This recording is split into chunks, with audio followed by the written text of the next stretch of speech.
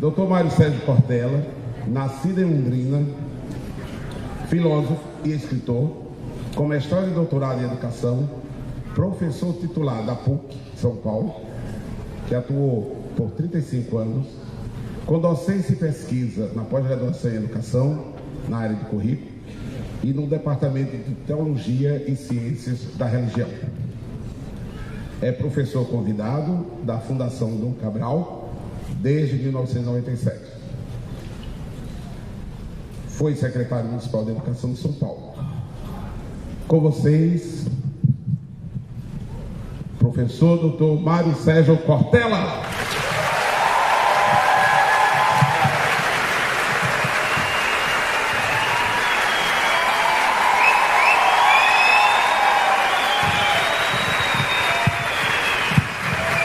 Muito bem.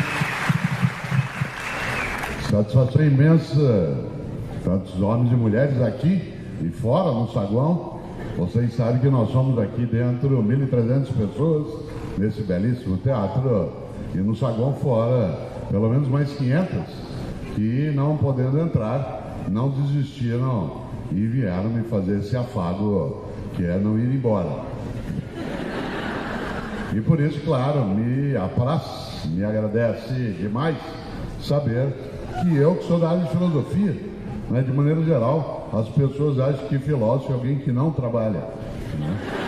Tanto que você nunca ouviu falar de greve de filósofo ou de sindicato de filósofo. É uma área que, se a gente parar de trabalhar, você nem percebe que a gente tinha começado, né? Além de filósofo, eu tenho uma outra atividade que não é considerada trabalho, eu sou professor. Quem dá aula aqui já ouviu a pergunta: professor, o senhor não trabalha, só dá aula, né? Então não trabalho, eu sou professor e filósofo e fico feliz de estar aqui de novo em Maceió. Este ano está fazendo 40 anos que eu vim a Maceió pela primeira vez, foi em 1975. Uma boa parte das pessoas que aqui está ou no saguão vendo pelo telão ainda não haverá nascido, e me agrada bastante estar aqui nessa cidade na qual já estive muitas vezes, e mais ainda numa Bienal do Livro, isto é, num lugar em que a gente vem para refletir, pensar, meditar, para existir de uma maneira que não seja banal, robótica, automática. Por isso, digo de novo, nós nos atrasamos um pouco no início para que as pessoas que estão lá do lado de fora pudessem ter, ao menos de uma maneira mais direta, o áudio e uma parte da visão daquilo que nós que aqui estamos podemos ter. E é claro, seria tolo eu não admitir estar honrado de acontecer algo como esse desconforto. O desconforto para algumas pessoas, que é não ter conseguido entrar, para mim sempre é um afago à medida em que vieram procurar estar aqui. É claro que nós gostaríamos que todas e todos aqui dentro coubessem, mas o telão permitirá que a gente possa fazer aqui essa reflexão. Nós temos aqui um tema, ele será tratado durante esse tempo.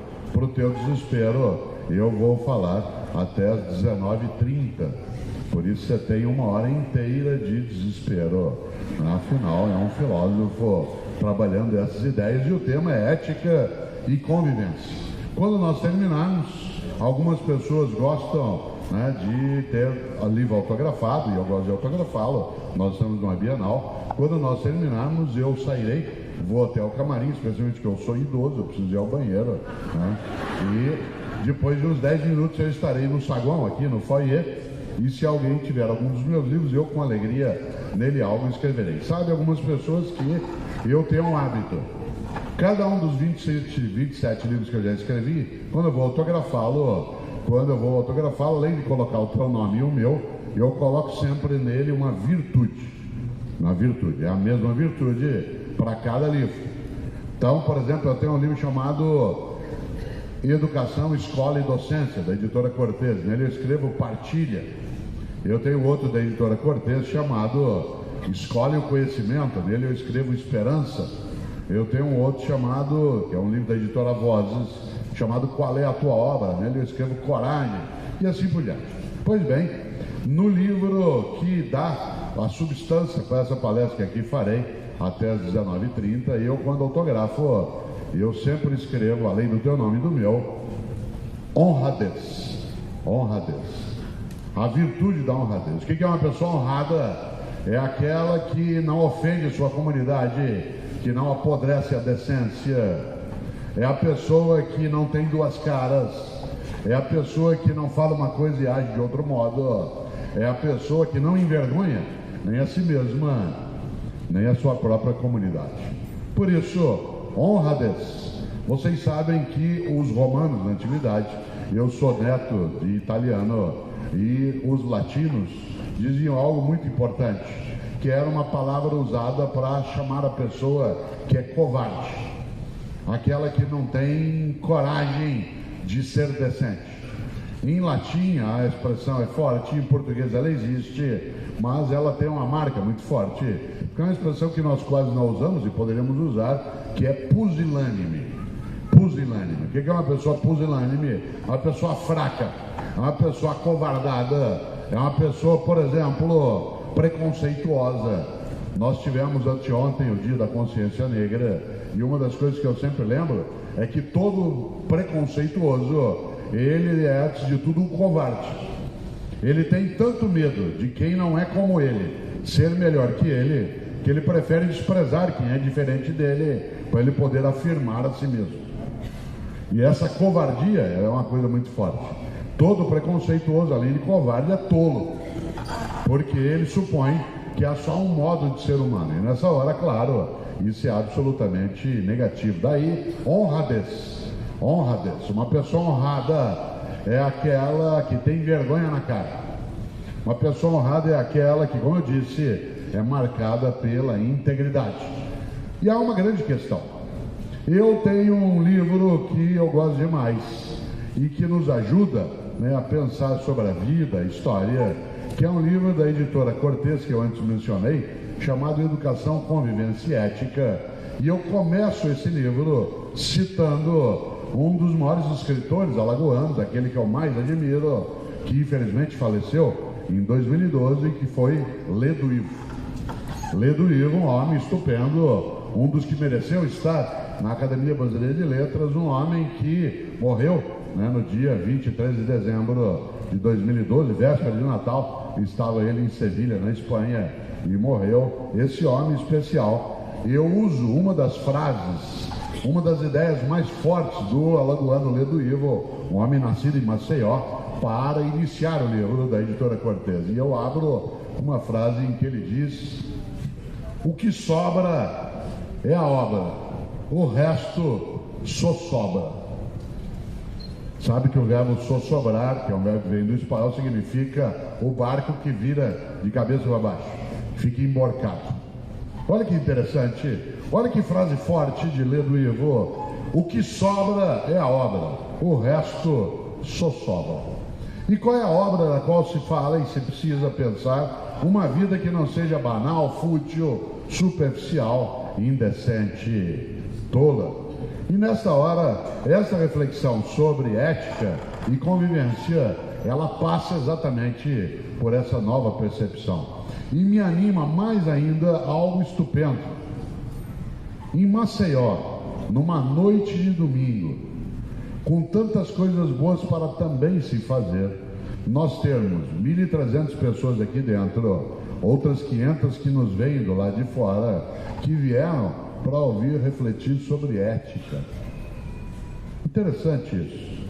Eu não fui convidado para falar aqui sobre como vencer a qualquer custo, como dominar as outras pessoas, como fazer com que você tenha todo o poder. Ao contrário, às vezes me perguntam se eu acho que a ética, um país decente, uma vida social que tenha honradez, uma comunidade livre, se eu acredito, isto é, se eu tenho esperança. E quando alguém me pergunta se eu tenho esperança na vitória da ética saudável, eu costumo dizer, e às vezes essa pergunta é feita num espaço como esse, eu costumo dizer: olha a sua volta. Como que numa noite de domingo, homens e mulheres saem das suas atividades e lotam um auditório e a parte da frente e querem entrar e ficam nervosas e nervosos porque querem entrar para a gente pensar sobre ética.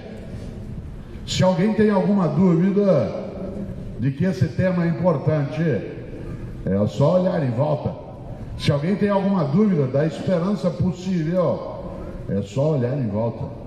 E nessa hora, claro, é necessário que a gente constitua essa força que nos agrega para que a gente possa, de fato, defender uma vida decente, uma obra e uma existência que, como lembrou Ledo Ivo, o que sobra é a obra, o resto só sobra. Por isso, quando nós terminarmos aqui, como eu disse, às 19h30, aí eu saio, depois de 10 minutos estarei no foyer, no saguão ali, né, para autografar. Algumas pessoas gostam às vezes de tirar fotos. Há um fotógrafo que tirará a foto nossa o tempo todo e vai colocá-las hoje ainda no site da Bienal. Por isso, todas as pessoas que estiverem ali, né, na hora do autógrafo, que se for fotografar, você já vai achar tua foto hoje mesmo, né, no site da Bienal, ela lá estará. Eu também gosto de ser fotografado contigo, né, eu acho gostoso, né, quando alguém faz isso. A gente vai pedir apenas que se evite ao máximo que se faça o selfie, senão a gente vai travando. Se tiver muita gente na fila, para demais. Aliás, tira-se tanto selfie hoje que eu decidi quase montar uma empresa de self-service. Já imaginou? Seria uma coisa de empreendedor, né? Afinal de contas, Alagoas vem discutindo muito empreendedorismo, né? Podemos pensar numa empresa, né, de self-service. E olha que coisa boa.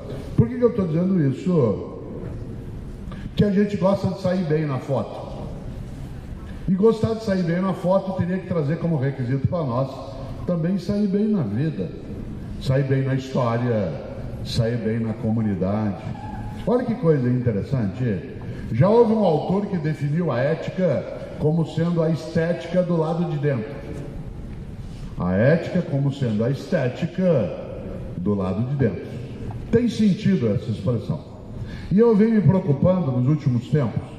Eu que nasci em Londrina, como o professor Heraldo aqui lembrou, né, eu nasci em Londrina, no norte do Paraná. Eu moro em São Paulo, na capital paulista, há 48 anos, mas eu sou o que se chama de VIP, que é vindo do interior do Paraná. Eu sou caipira. Quem nasce naquela região que eu nasci no Paraná, nós lá nos chamamos de pé vermelho, né, por causa da cor da terra. Mas eu estou em São Paulo, na capital paulista, há 48 anos, e é interessante porque uma das coisas que eu mais gosto é de lembrar uma frase caipira que não tem origem na história, que de vez em quando as pessoas colocam na internet como se fosse minha. A frase não é minha, gostaria eu de ter criado essa frase, mas ela é muito inteligente. E o caipira diz muito isso, e é verdade, acho que você já ouviu o que eu vou dizer. O mundo que nós vamos deixar para os nossos filhos depende muito dos filhos que nós vamos deixar para esse mundo. O mundo que nós vamos deixar para os nossos filhos depende muito dos filhos que nós vamos deixar para esse mundo. E que filhas e filhos nós estamos deixando? Isto é, quais são os valores de convivência e ética que essas novas gerações conosco carregam? Eu, quando me mudei para São Paulo, em 1967, quase ninguém aqui houvera nascido, e eu vim com a família, e uma das primeiras coisas que eu quis entender é porque que aquela cidade se chamava São Paulo. Eu não gosto de estar nos lugares sem saber qual é a origem das coisas.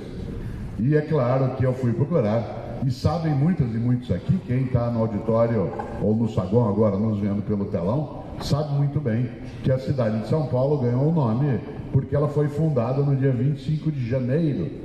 E o dia 25 de janeiro, na crença dos cristãos, é o dia em que um judeu chamado Saul, que era um inimigo, né, da religião cristã, ele aderiu à mensagem cristã.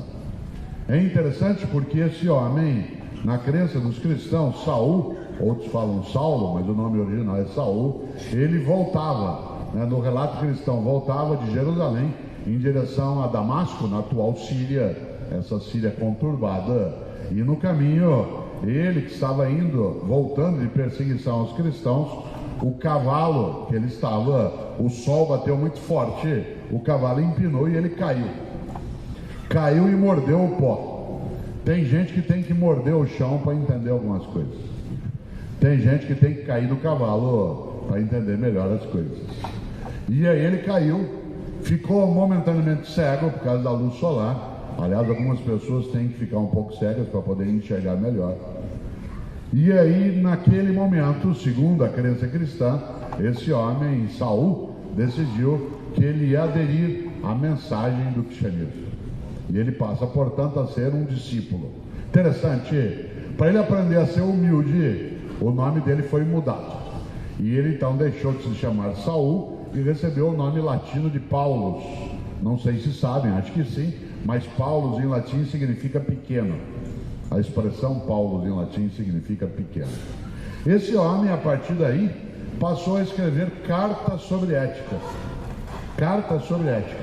Carta ao povo da cidade de Corinto, de Roma, de Tessalônica, de Filipo. Essas cartas os cristãos chamam de epístolas também. E é interessante porque todas as cartas de Paulo tratam do tema ética. Isto é, como é que a comunidade tem que se conduzir na vida. Para ser uma comunidade decente, como é que a gente vive junto? Ética e convivência. Seja você ou eu cristão ou não, essa é uma decisão individual. As cartas são muito fortes.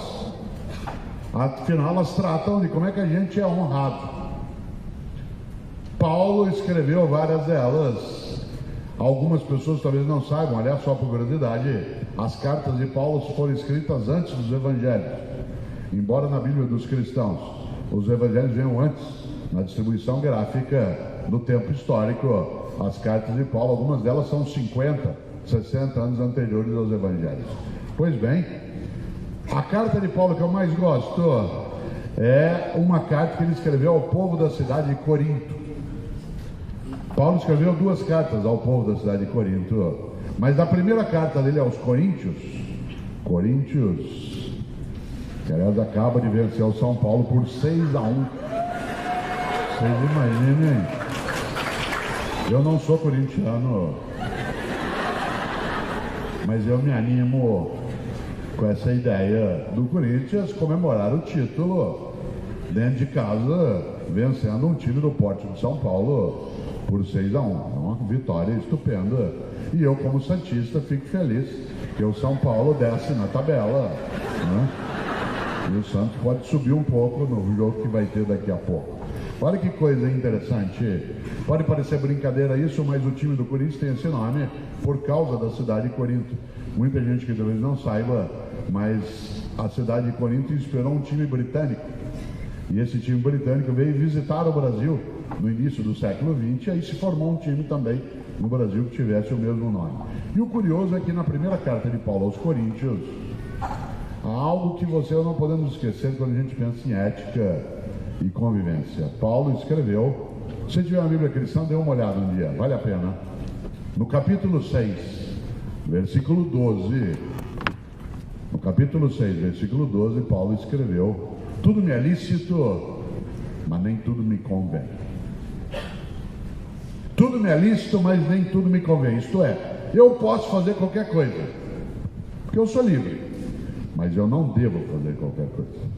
Eu posso, mas não devo. Por que posso? Porque livre sou. Por que não devo? Porque não devo fazer nada que torne imunda a minha história, mancha a minha trajetória, ofenda a minha comunidade, desonra a minha família, envergonhe a minha sociedade.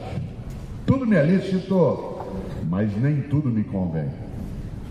Do que é que isso fala? De algo que você e eu temos não só de entender e praticar, como ajudar a formar as novas gerações com essa convicção. Isto é, volta ao ponto, o mundo que nós vamos deixar para os nossos filhos depende muito dos filhos que nós vamos deixar para esse mundo. E esses filhos, por acaso, ou de propósito, estão sendo formados com a ideia de que o limite da liberdade do indivíduo é a decência, de que o limite da liberdade é a responsabilidade na comunidade. Afinal de contas, convivência, você sabe que é algo que é decisivo quando se pensa em ética. A ética não é cosmética. Ética não é cosmética, é uma coisa que eu uso de fachada que sirva para enfeitar apenas. Ética não é cosmética, a ética exige honradez. E desse ponto de vista, a ética não é uma coisa fora de mim ou de você. Ética é algo que está ligado, claro, à nossa prática. Muita gente pensa em ética olhando para outro lado e não olha para dentro de si. E não olha o quanto que a conduta decente, ela está ligada a essa ideia que esse apóstolo dos cristãos, Paulo, trouxe à tona. Tudo me é lícito, mas nem tudo me convém. Ah, mas Cortella, a vida é assim, eu faço o que eu quero. Cuidado. Ah, mas eu não, todo mundo faz. Opa! Mahatma Gandhi disse um dia algo que é verdadeiro: olho por olho, uma hora acabamos todos cegos. Olho por olho, uma hora acabamos todos cegos.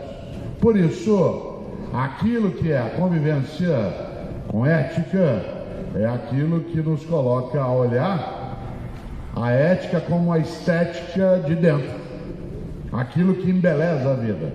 É interessante porque decência é decisivo quando se olha a ética. Talvez muita gente que não saiba, mas a palavra decência, ela tem um prefixo em latim que é dex, D-E-C. Você sabe que os prefixos latinos ou gregos nos ajudam na composição das palavras. Por exemplo, tem muita gente que, como eu, é docente. Muita gente aqui é discente. Dec em latim, tal como doc, tal como disque, tem um sentido. Por exemplo, quem aqui é docente sabe que doc em latim, D-O-C, da onde vem docência, significa aquele que leva. Disque, da onde vem discípulo, discente, disciplina, significa aquele que é levado. Docente é quem leva, discente é quem é levado. Evidentemente, nenhum de nós é tolo para supor que eu sou só docente ou sou só discente. Todas e todos nos educamos reciprocamente. Então somos todas e todos docentes e discentes. Mas alguns de nós temos a docência como profissão e não só como prática de vida. Pois bem, docência, discência, mas tem decência. E a expressão dec em latim, ela significa embelezar, enfeitar. Quando você decora um ambiente, quando você decora um espaço, você está enfeitando, embelezando. Por isso, dec é enfeitar, embelezar. O que é uma pessoa decente? É aquela que enfeita. O que é uma pessoa indecente? É aquela que enfeia. Lembra quando você era criança que a tua avó dizia que coisa feia, menino? Claro que ela não estava falando de estética, ela estava falando de ética. Que coisa feia, menino? Ela não estava falando do lado de fora, estava falando do lado de dentro. Quando você diz essa é uma bela pessoa, eu não estou falando do lado externo dela. Essa é uma bela escola, uma bela empresa, essa é uma bela cidade. Claro, dec, da onde vem decência, significa enfeitar, embelezar. Por isso, o que é quebra de decoro? Quebra de decoro é quando você enfeia o lugar onde você vive. No parlamento, quebra de decoro é quando você mente. Ah, essa conta não é minha, não. Mas puseram $1,5 milhão. Ah, não sabia. Eu nem costumo conferir as contas. Não, mas faz 6 meses que fizeram isso. Ah, não, nem notei que puseram $1,5 milhão. Esse carro não é meu. Imagina. Mas o senhor não pagou a licença. Ih, nem sabia disso. Claro. É isso aí. Atenção. Decoro é quebrado quando você é indecente. Agora, curiosamente, a expressão dec em latim, além de enfeitar e embelezar, ela tem um terceiro sentido, que só quem é caipira como eu, ou algumas pessoas no Nordeste entendem bem isso, que é uma expressão que a gente quase não usa. Mas dec em latim também significa ornar. Ornar, da onde vem a palavra ornamento. Por exemplo, essa cadeira está ornamentando aqui esse lugar. Esse teatro, ele é ornamentado. Ornar. Agora eu vou usar o sotaque original para lembrar algo em relação à ética.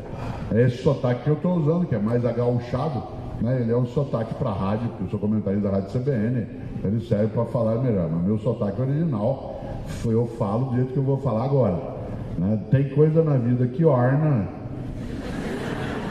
e tem coisa que não orna. Tem coisa que orna na família, tem coisa que não orna. Tem coisa que orna na escola e coisa que não orna. Tem coisa que não orna no governo e tem coisa que orna. Tem coisa que orna na empresa, tem coisa que não orna. Do que é que trata a ética? Daquilo que tem que ornar. E o que é ornar? Ornar é combinar. Quando uma coisa não está ornando, é porque ela não está combinando. Tem coisa na escola que não está ornando direito. Por exemplo, a ausência de uma convivência onde a autoridade tenha lugar, sem que ela seja autoritária, mas que a autoridade tenha seu lugar. Isto é, que um professor ou uma professora não seja entendido apenas como um prestador de serviço, mas como um formador. Não orna na escola o aluno ficar ofendido porque o professor mandou estudar. Aliás, razão pela qual uma escola é constituída. Não orna o professor autoritário, não orna o empresário que desvia, não orna o governo que é incompetente ou corrompe. Não orna. Não orna na família a formação de crianças que sequestram os pais com a sua ausência de disciplina. Eu, no livro Educação, Convivência e Ética, que é o que eu estou lançando hoje aqui, né, em Maceió, e é o livro que eu também lá autografarei, claro que eu autografarei outros, eu vejo pessoa aqui com alguns de outros livros meus, né, mas aquele que eu vou autografar, né, em termos de lançamento é Educação, Convivência e Ética. Lá eu discuto algo que a gente não pode esquecer. Num dos capítulos tem até esse título: Basta do amor aceita tudo. Basta dessa ideia, o amor aceita tudo. Que o amor verdadeiro é aquele que tem requisito. O amor verdadeiro é aquele que não admite qualquer coisa. O amor que tudo aceita é irresponsável. O amor que tudo admite é leviano. Filho, é porque eu te amo que eu não quero que você seja assim. É porque eu te amo que eu não quero que você seja vagabundo. Pai, é porque eu te amo que eu não quero que você faça isso. O amor que tudo aceita é irresponsável. E nós estamos hoje com uma coisa que não orna. Não orna, Heraldo, na família. Não orna na universidade. Heraldo está escondido aqui atrás, né? Não orna, está dançando, inclusive, né? Esse sapato teu é maravilhoso, hein? Aliás, ambos. Já imaginou? Esse orna com o Heraldo. Vem aqui um pouquinho, vem aqui, vem cá. Vem mostrar o sapato aqui, ó. Com o Heraldo orna. Eu com esse sapato ia ficar estranho, né? Só porque você é pernambucano que você usa esse sapato.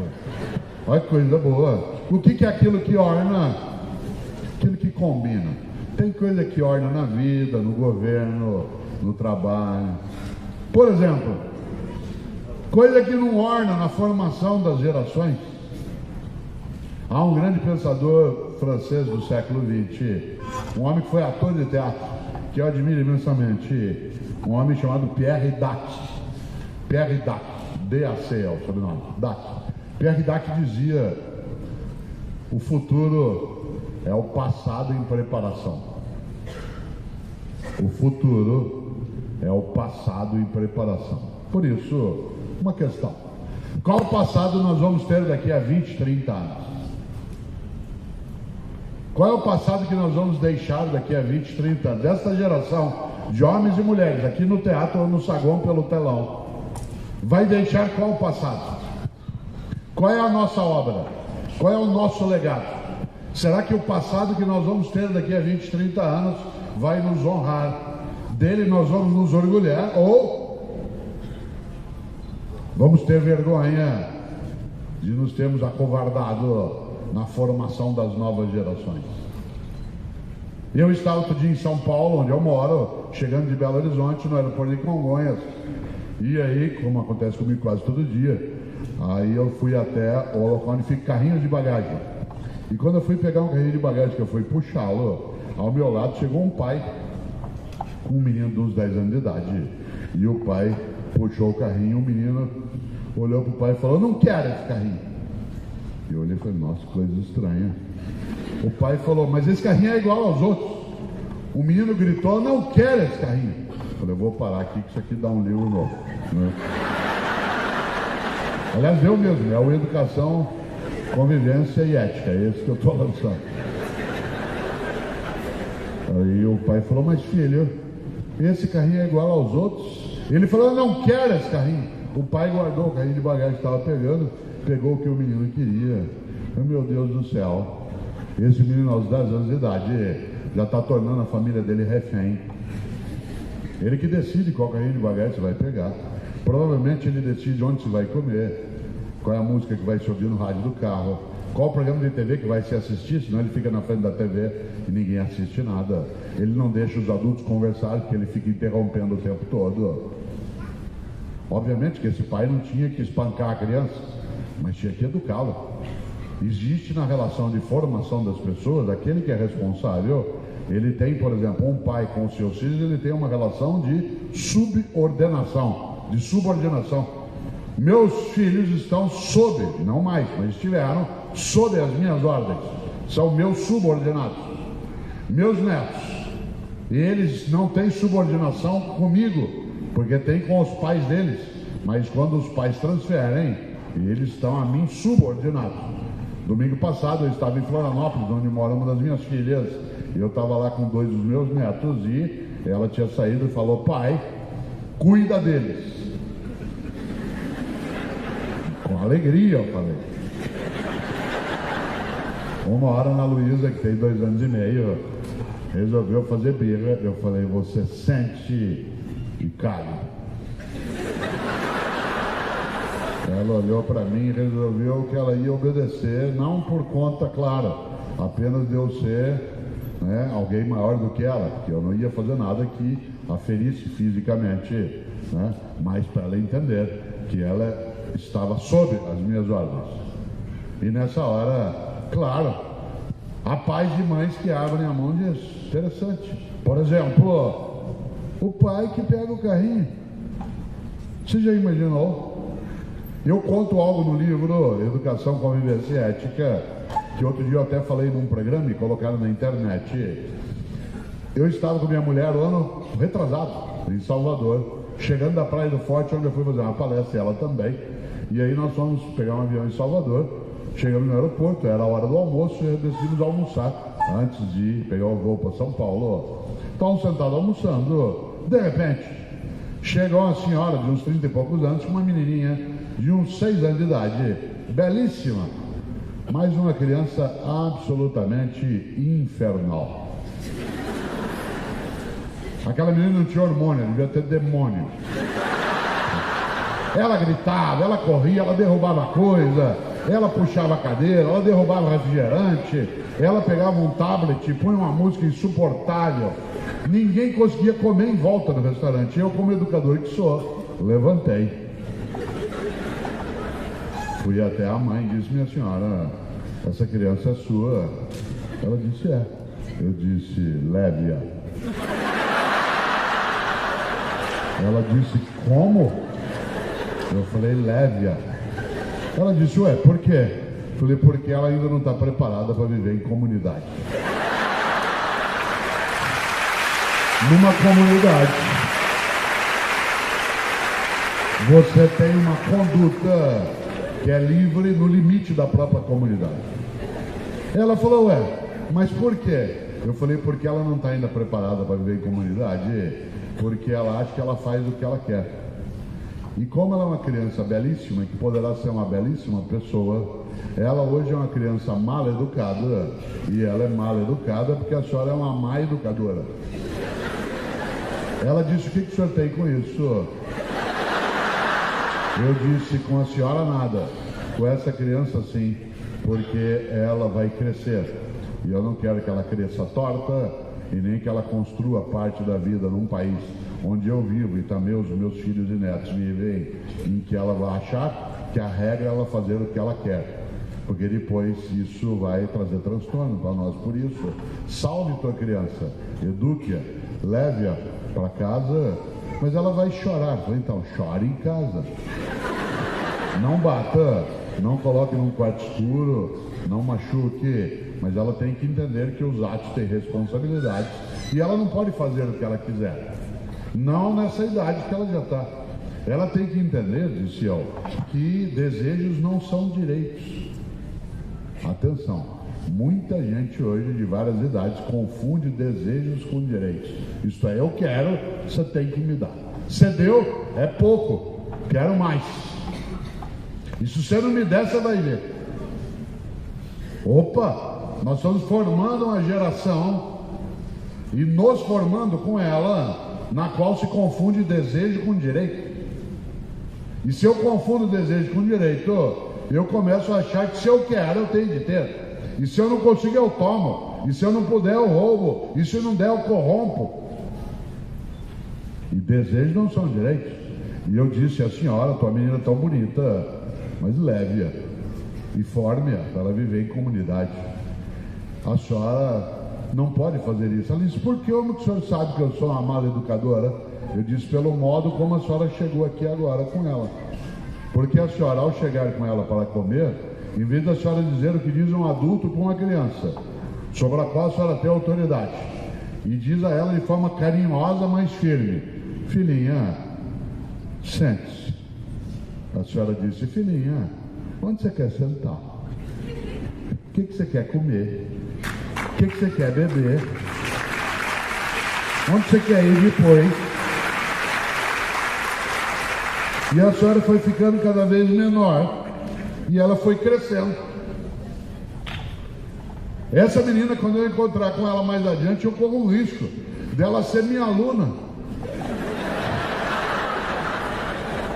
Parte dessas crianças chegam para nós e nos ofendem. Você manda ela fazer uma tarefa, ela reage. Você fala para ela que ela tem que ficar quieta enquanto você está trabalhando, todo mundo. E se bobear, ela joga uma carteira em cima de você. Nós estamos ouvindo cada vez mais falar de violência dentro da escola. A escola não é imune a também mexer com isso, mas é porque o único adulto, às vezes, que dá ordem com uma criança é a professora. A professora, cadê o material? Guarda esse celular, fez a tarefa. E aí, como ele está acostumado que desejos são direitos, ele parte para cima. Claro, perigoso para nós, não é só fisicamente. Uma parte de quem é docente, não é o caso, que só dou aula para a universidade, mas quem lida com a educação básica está esgotado. Você gasta uma parte do teu tempo tentando organizar a disciplina e só um tempinho pequeno que sobra para você ensinar. O resto é como é que faz para ficar quieto, como é que faz para prestar atenção, como é que faz para um ambiente de trabalho ser um ambiente de trabalho. Claro. Outro dia um pai foi me visitar na universidade, conversar comigo. Eu nunca imaginei que alguém na universidade, o pai viesse falar comigo. E o pai veio. Falou, professor, por favor, o senhor pode me atender? Eu falei, claro. Sabe o que é? O senhor reprovou o meu filho. Eu disse, qual é o nome do seu filho? Ele disse, eu olhei e falei, não, eu não reprovei seu filho é que se reprovou. Ele falou, por quê? Foi porque o seu filho foi reprovado por falta, e para ser reprovado por falta tem que faltar. Como foi ele que faltou e eu estava aqui? Então não posso tê-lo reprovado. Ele reprovou a si mesmo. O pai falou, hã? Então, tem mais uma coisa. Claro que foi ele que se reprovou. Dizia porque eu só posso anotar uma falta de alguém que falta. E eu só anotei porque ele faltou. Se eu tivesse anotado sem que ele tivesse faltado, isso seria estelionato. Portanto, eu só anotei. Ele falou, mas o senhor foi reprovado só por isso? Eu falei, não é só por isso. Sabe o que é? Ele não fez o curso. Eu falei, não, mas só por isso? Eu falei, não, sabe o que é? Quando ele sair daqui, ele vai receber um certificado, um diploma, que nós estamos atestando para a sociedade que essa pessoa é apta para desempenhar essa função na comunidade. Pedagogo, economista, engenheiro, médico, advogado, fonoaudiólogo, nós estamos atestando. E junto com esse atestado, eu estou chancelando que ele é apto para fazer naquele conteúdo que eu ensinei. Como ele não veio, aí o pai disse aquela clássica frase, mas não dá para dar um jeitinho. Eu falei, qual jeitinho, o senhor imagina? Ele falou, não dá para dar um trabalhinho, que é a coisa que mais nos irrita, professor, é isso. Eu falei, mas o senhor está supondo que 15 semanas, 3 horas de aula em cada uma delas pode ser substituída por um trabalhinho. Se pudesse, a gente não daria as 15 semanas, a gente dava só o trabalhinho. E eles voltavam 15 semanas depois para buscar o resultado. Ele falou, o senhor não pode dar uma chance para ele? Eu falei, está dado, ele vai fazer o curso. Um menino que tem o pai, que tem essa perspectiva. Aí a senhora falou dentro do restaurante, mas eu não vou levar. Sabe por quê? Dá trabalho. Eu falei, é claro que dá trabalho. Vocês não falaram para a senhora que trabalho de parto não era só na maternidade? E ela falou, mas porque eu não sei. Eu não vou levar. Eu falei, a senhora que sabe. Ele dá muito trabalho. Ela falou, eu sei, a senhora nunca viu na hora, como diz o gatinho, na hora de virar o zoinho, tudo bem. Mas na hora de cuidar. Na hora de cuidar, a senhora não quer cuidar. Ela falou, eu vou levar, mas é só porque eu quero. Eu falei, tá bom. Ela saiu. Claro que a comunidade ficou aplaudindo, né? Do que eu estava falando ali? De uma coisa que não orna. Não orna. Não orna a ideia, essa ideia. O amor que aceita tudo é leviano. Meus filhos me amam e por isso não aceitam qualquer coisa de mim. Todos eles se juntaram. Falou, pai, você engordou muito esse ano. Eu nunca fui magro. Mas eu engordei de fato 6 quilos e a culpa foi do João Baldo Ribeiro, nosso estupendo escritor baiano. Ele faleceu e eu estava no enterro dele e fiquei chocado porque eu olhei e falei para minha mulher, a Cláudia, olha aqui, o João Baldo está aqui, ó, fazia 20 anos que ele não tomava uma cachaça, 20 anos que ele não comia uma acarajé, 20 anos que ele não comia gordura, sepultaram um cadáver saudável. Então, e eu fiquei tão abalado com a ideia de ser sepultado saudável, que eu perdi o prumo um pouco, Heraldo, já imaginou? Claro. Aí minha mulher, que não é tola, falou, o problema não é se é sepultado saudável ou não, é que se você continuar bobeando, você vai antecipar a ideia de ser cadáver. Então, essa é a questão. Claro. Mas o que meus filhos falam? Pai, a gente ama, a gente não quer que você perca o prumo. Você está voltando a andar, porque embora eu seja obeso, eu não sou sedentário, eu ando todo dia. Eu falei, sim, estou voltando. Claro, é porque eu te amo, que eu não quero que você seja assim. É porque eu amo meu país, que eu não quero que ele seja como ele é. É porque eu acho que a coisa pública, ela não é aquela que não é de ninguém, mas aquela que é de todo mundo. A coisa pública não é que não é de ninguém, é que é de todo mundo. Não orna na família, não orna a subordinação àquilo que a gente tem que tomar. Olha que coisa, esse livro que você está em mãos, que outros têm, que é o Não Se Desespere, né? Aliás, quando eu vou autografar, eu escrevo sempre nele, alento, alento. Quem faz o prefácio dele é o Pedro, meu filho mais novo, que tem 33 anos. E o Pedro, ele, anteontem, almocei com ele, né? E ele dizia, pai, você tomou já 2 taças de vinho, chega. Eu falei, você não manda em mim. Ele disse, eu te amo. Eu disse, o que tem uma coisa a ver com a outra? Ele falou, você não precisa tomar mais do que 2 taças. Eu disse, você está certo. Claro. Qual o dia que eu vou ficar desesperado? No dia que ele não se importar mais. É porque eu te amo que eu não quero que você faça isso. É porque eu te amo que eu não quero que você seja vagabundo. É porque eu amo a minha cidade que eu não quero que ela apodreça a convivência. Não quero que a gente ache que atentado é natural, homicídio é natural, que sequestro relâmpago faz parte da vida. É porque eu amo a vida que tem algumas coisas que não podem ser. E nessa hora, volto a esse polo. É ética e convivência. Nossa convivência tem que ser marcada por aquilo que orna. Isto é, aquilo que combina. Nesta hora também é necessário, acima de qualquer coisa, que a gente entenda que há algumas virtudes que têm que estar conosco. Por exemplo, nós não podemos formar a nova geração e nos formarmos com ela sem que a gente tenha, por exemplo, a percepção da humildade. A humildade na convivência, a humildade no trabalho, a humildade no conhecimento. Eu tive uma honra na vida inesquecível. Eu tive a honra de trabalhar 17 anos com Paulo Freire, o educador Paulo Freire. Aliás, ele foi meu orientador de doutorado, e quando ele foi secretário de Educação na cidade de São Paulo, eu era o secretário adjunto. Depois ele saiu e eu continuei no lugar dele por mais de 2 anos. E Paulo Freire, não sei se sabem, é o brasileiro com o maior número de títulos de doutorado honoris causa de toda a história do Brasil.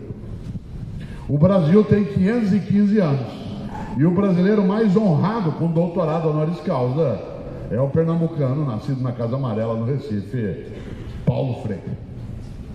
Aliás, quando ele morreu em 1997, ele já houvera recebido 36 títulos de doutorado honoris causa por Harvard, Princeton, Cambridge, Oxford, Bolonha, Paris 4, Massachusetts. Ele recebeu mais 5 pós-mortem.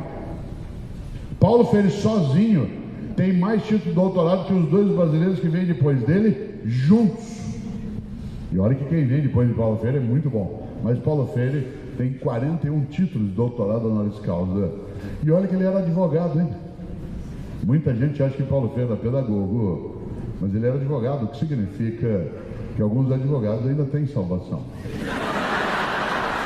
Ela já pensou? E é interessante que eu sou pai de advogada. Meu livro, Qual é a Tua Obra? Quem faz o prefácio dele é a minha filha que mora em Florianópolis. Ela é advogada criminalista, Ana Carolina, que a gente chama de Carol. Parênteses, ela no prefácio conta uma coisa incrível. Nesse livro, quando eu autografo, eu escrevo coragem. Mas ela conta no prefácio uma coisa incrível. Hoje ela tem 36 anos, mas quando ela tinha 27, ela como advogada criminalista estava um dia em Brasília, na porta da sala de audiência dos ministros do STJ, do Superior Tribunal de Justiça, para fazer a primeira sustentação oral da vida dela como advogada. Vocês imaginem, 27 anos de idade, na porta da sala de audiência dos ministros do STJ, a perna dela não parava no lugar. Ela me ligou e falou: pai, pelo amor de Deus, eu vou entrar agora fazer uma sustentação oral com o ministro. É a primeira vez que eu chego no Tribunal Superior. Eu estou tremendo, pai, estou com ânsia de vômito. Me ajuda, por favor. Me ajuda, pai. Como é que eu faço para ser segura como você? Eu disse: espere 30 anos. Porque há uma virtude para quem quer construir vida, decência, chamada paciência. Paciência não é lerdeza. Paciência é a capacidade de maturar as coisas. Paciência é a capacidade de refletir sobre o que se faz. A pior coisa que existe na vida é você ter uma vida robótica, automática, banal, irrefletida, alienada. Claro! Há um grande gaúcho que você conhece, chamado Aparício Torelli, você que também é gaúcho, que apelidou-se mesmo de Barão de Itararé. Talvez tenha nascido em Rio Grande, não é certo? Ele tem uma frase que parece óbvia e não é. Torelli dizia: a única coisa que você leva da vida é a vida que você leva. A única coisa que você leva da vida é a vida que você leva. E que vida levo eu? Que vida leva tu em relação àquilo que é a nossa condição de não ter uma vida que seja banal, fútil. E é claro, vocês imaginem, paciência. Paciência não é lerdeza. Paciência para escrever, para refletir, para pensar, para fazer um país decente. Por exemplo, eu estou vivendo em 2015 uma alegria cívica imensa no nosso país, porque o podre está vindo à tona e ele estava escondido. Democracia, imprensa livre, plataformas digitais, aquilo que gangrenava a nação, que produziu uma hemorragia da nossa condição, está vindo à tona. O jovem, a jovem hoje tem que entender que nós não estamos vivendo a sujeira, mas a expressão da limpeza e o vir à tona da sujeira. Como dizia o juiz do Supremo norte-americano, o sol é o melhor detergente. O sol é o melhor detergente. Você põe a luz, aí começa a enxergar. Imagine durante décadas o que vinha apodrecendo nossa condição e a gente distraído, cuidando de outras coisas sem perceber. Por isso eu vivo, repito, uma alegria cívica que do ponto de vista de uma nação como a nossa, nós não estamos, para repetir aqui o Churchill, nós não estamos no começo do fim, nós estamos no fim do começo. Mas nós começamos agora. a mexer onde precisa mexer, a olhar, a perceber. Ah, mas é só corrupção? Não, o que nós temos hoje é ela vindo à tona, é o tapete sendo levantado, é a luz acesa, o farol onde precisava. Mas tem a ver conosco também, que de nada adianta eu falar sobre ética se eu não me conduzo também de maneira ética. Se eu, por exemplo, falo em ética, mas aos 40 anos de idade tenho carteira de estudante, que o meu genro arrumou para mim, põe ao cinema, pagar meia. Além de falsidade ideológica, é evasão fiscal. O cara fala em ética, mas compra produto pirata. Ah, mas se eu não comprar, não vou ter. Mas esse é o argumento do bandido. Ah, mas é porque é caro, é óbvio, é por isso que ele assalta. Ah, mas não, só comprei um aparelho de som. É? Esquece que aquilo veio da China, dá emprego lá, tira imposto daqui. E no container, junto com o aparelho, vem droga e arma. E quando um menininho boliviano de 5 anos de idade, em São Paulo, na Zona Leste, no colo da mãe, o bandido encosta uma pistola na cabeça da criança e dispara, e enche a mãe de sangue do filho, o cara que comprou o aparelhinho de som, acho que não tem nada a ver com aquilo. Fala em produto, fala em ética, mas vai o dentista fala aí, com recibo ou sem recibo? Qual que é a diferença? Ó, ele acha um horror quando o bote está subindo no morro no Rio e a polícia, ao ser avistada, o bandido solta rojão para avisar que a polícia está subindo. Ele acha um nojo aquilo, mas quando ele está na BR, ele vê uma viatura da polícia rodoviária e não tem nenhuma dificuldade para ficar dando sinal de luz, de farol para quem vem na outra direção. O que ele faz é fraternidade, solidariedade, cuidado. Claro que aí é um risco de imaginar, então vale qualquer coisa? Claro que não. Não vale nenhuma delas. Ética não é cosmética. E é claro que nós temos que olhar isso aí mais de perto. E aí, claro, Paulo Freire nos inspirava para isso, a gente pensar a vida de uma maneira que fosse mais intensa. Paulo Freire já imaginou o brasileiro mais honrado da história. Aliás, depois dele, o brasileiro que mais recebeu o título de doutorado é um outro professor também. Aliás, os 3 primeiros são professores. O outro é um mineiro, nascido em Montes Claros, um antropólogo de alto nível, um professor, um político, senador Darcy Ribeiro, faz uma falta danada, um homem que sonhava com os irmãos Vilas Boas, quando o jovem criou o Parque do Xingu, com o baiano Anísio Teixeira criou a Universidade de Brasília, com o Brizola criou no Rio de Janeiro as escolas de tempo integral. Um homem que tem uma frase que me assusta, porque eu fico pensando na minha vida quando eu penso nessa frase. Disse um dia Darcy Ribeiro: fracassei em tudo que sonhei, fracassei em tudo que tentei, mas meus fracassos são minhas vitórias. Detestaria estar no lugar de quem me venceu. Olha que frase forte. Fracassei em tudo que tentei, mas meus fracassos são minhas vitórias. Detestaria estar no lugar de quem me venceu. Depois de Darcy Ribeiro, o brasileiro mais honrado é o carioca, que vive em São Paulo e fez carreira lá na USP na política, o professor Fernando Henrique Cardoso. Os 3 primeiros brasileiros são professores, mas Paulo Freire sozinho tem mais título de doutorado que todos os outros. E Paulo Freire era uma pessoa absolutamente humilde, jamais subserviente. Há uma diferença entre humildade e subserviência. Uma pessoa subserviente é aquela que se enfraquece, se dobra, se humilha. Uma pessoa humilde é aquela que sabe que não sabe tudo, aquela que sabe que não é a única que sabe, aquela que sabe que a outra pessoa sabe que ela não sabe, aquela que sabe que ela e outra pessoa saberão muita coisa juntos, aquela que ela sabe que ela e outra pessoa nunca saberão tudo que pode ser sabido. Foi claro. Humildade. Humildade não é subserviente. Paulo Freire era humilde, mas não era subserviente, a tal ponto que ele ficou 15 anos no exílio, sem poder voltar nem para o enterro da mãe dele, em nome de uma ideia de que educação não é para domesticar, mas para humanizar, que educação não é para aprender, mas para ajudar a ter autonomia. Mas era humilde, tão humilde que chamava Paulo, que, como eu lembrei antes, significava pequeno. Olha aqui na minha mão, se você puder. Paulo Freire era um homem tão grande que ele sabia que era pequeno para poder crescer. Gente grande de verdade sabe que é pequena e por isso cresce. Gente muito pequena acha que já é grande e a única maneira dela crescer é se ela baixar outra pessoa. Digo de novo, gente grande de verdade sabe que é pequena e por isso cresce. Gente muito pequena acha que já é grande e a única maneira dela crescer é se ela diminuir outra pessoa. Quem entre nós se supuser grande o suficiente, pequeno continuará.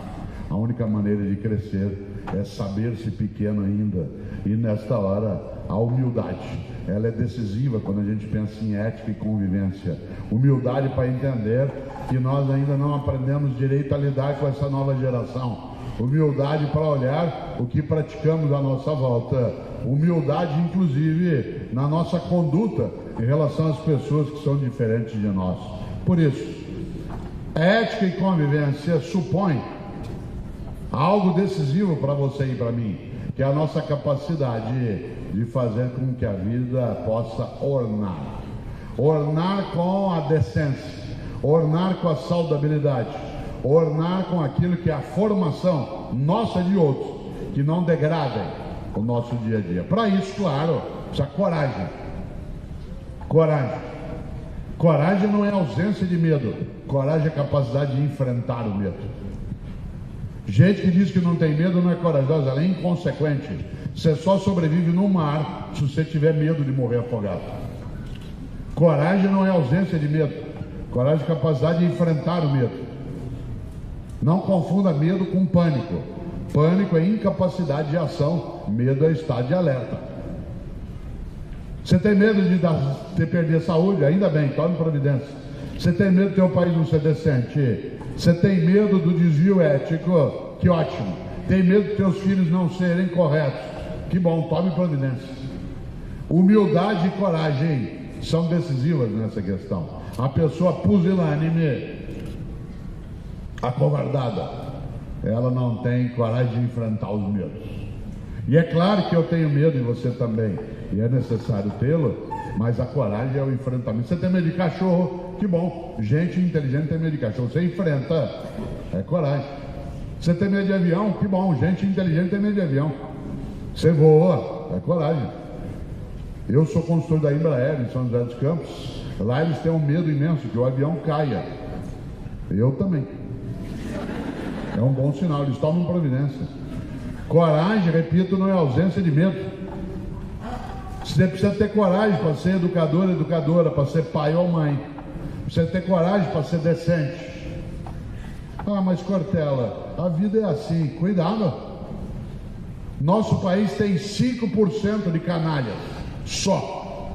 95% dos brasileiros levantam cedo na segunda-feira, pegam moto, carro, a pé, ônibus, trem, cavalo, o que for.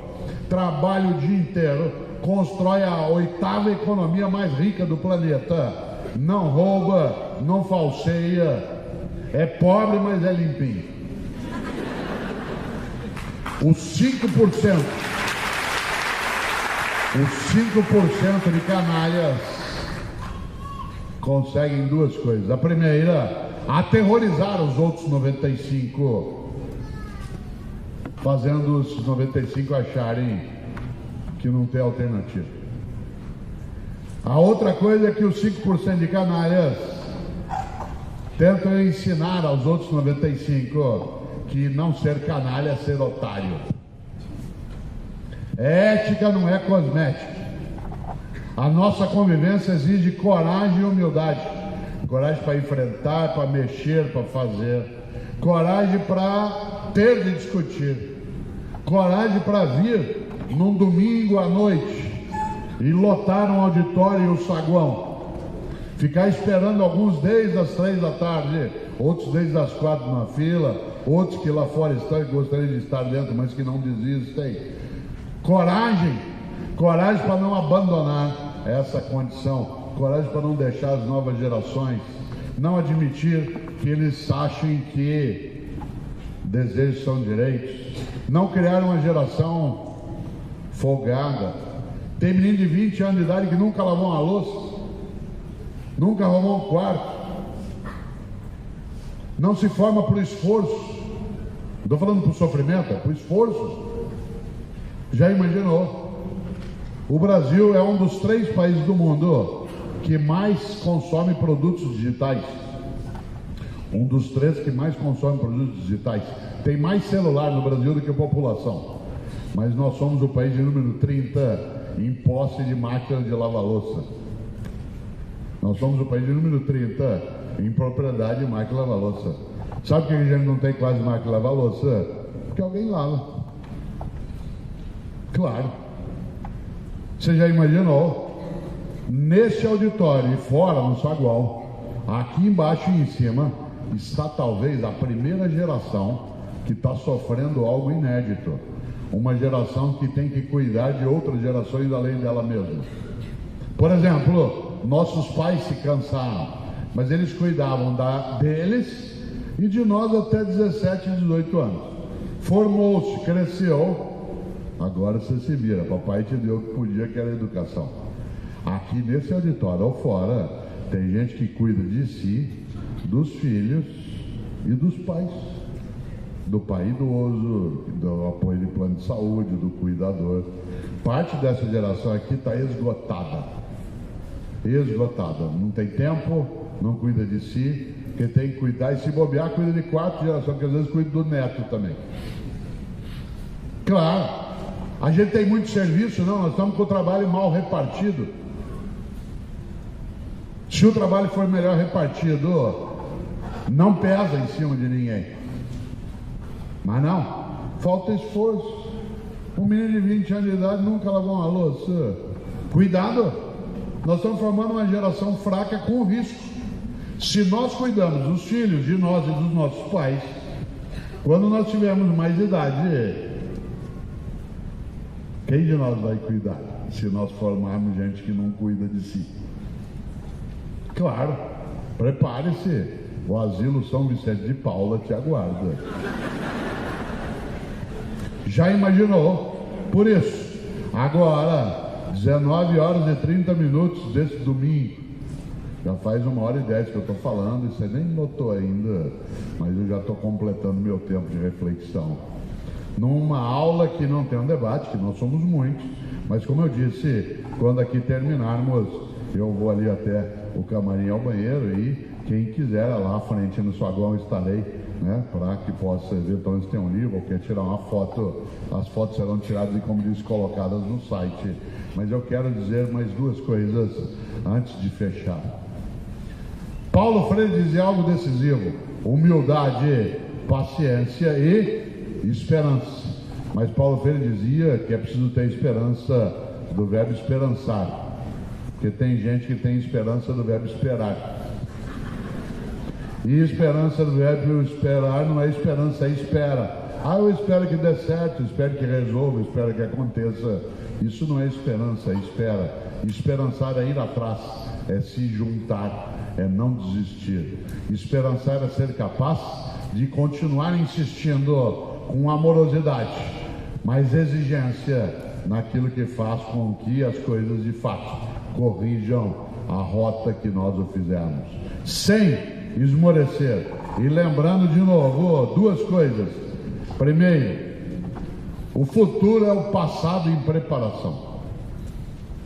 Segundo, o que sobra é a obra, o resto só sobra.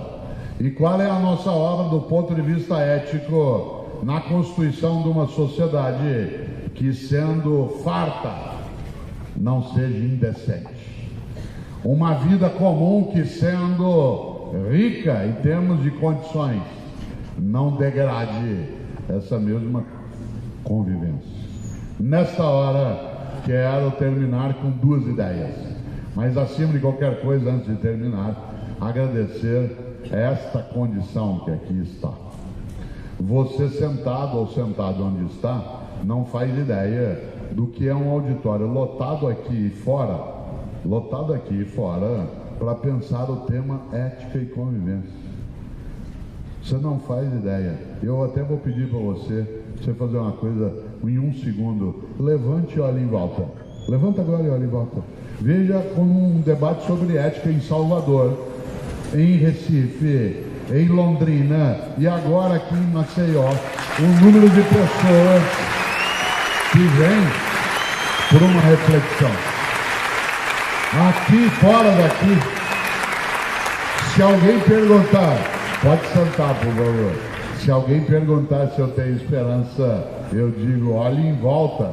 Não porque nós estejamos salvos, não porque nós sejamos bons, porque para cá viemos, mas porque aqui está também um grupo de homens e mulheres que não se acovardou ou não se acovarda naquilo que tem que ser feito. Por isso, quero terminar agora sim com duas ideias. A primeira delas, de um homem que eu admiro imensamente, um homem que foi Nobel da Paz em 1952, um homem chamado Albert Schweitzer. Schweitzer, ele foi professor até 30 anos de idade na Áustria e na Alemanha. Aos 30 anos de idade ele achou que era pouco ser professor para ter uma vida com mais sentido e decidiu fazer medicina. Entrou, formou-se com 37 anos e foi embora para a África e ficou 50 anos no Gabão, meio século no Gabão, colocando a vida dele a serviço da decência. Aliás, só por curiosidade, quando Schweitzer morreu, o corpo dele está sepultado na Europa, mas o coração está no Gabão. O povo do Gabão pediu o coração dele para enterrar lá. Então só o coração está no Gabão e o resto do corpo está na Europa. E Schweitzer dizia: a tragédia não é quando um homem morre, a tragédia é aquilo que morre dentro de um homem enquanto ele ainda está vivo.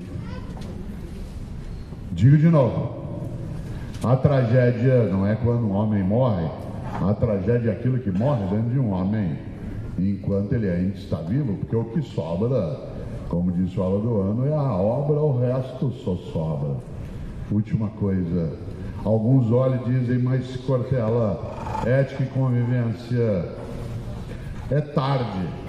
Esse livro, Educação, Convivência e Ética, tem na frente uma cinta em que a gente diz é melhor começar cedo antes que seja tarde. E nunca é tarde. E por isso eu quero terminar citando um homem que eu também admiro imensamente e que me ensina sempre, ele já faleceu, que nunca é tarde, que é Chico Xavier.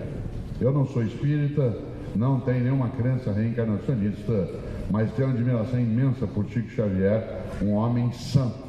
Se eu tivesse alguma autoridade sobre os católicos, pediria para santificá-lo, um homem que passou a vida cuidando de vida sem nenhum retorno a não ser honra.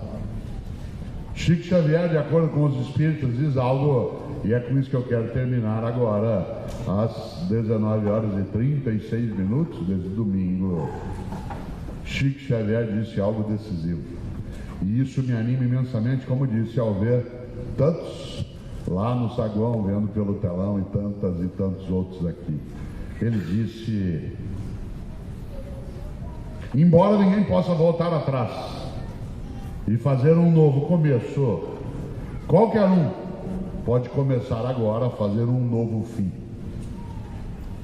Olha só, embora ninguém possa voltar atrás e fazer um novo começo, qualquer um e qualquer uma pode começar agora a fazer um novo fim. E nós, no nosso país, na nossa família, na nossa comunidade, podemos até não fazer um novo começo, mas eu não tenho dúvida que cada um e cada uma de nós está auxiliando a construir, a fazer, a edificar e proteger aquilo que orna, que é um novo fim que nos dê honra, nos dê orgulho, nos dê satisfação, com humildade, coragem e paciência. Mas acima de tudo, lembrando, lê do livro, o que sobra é a obra, o resto só sobra. Obrigado.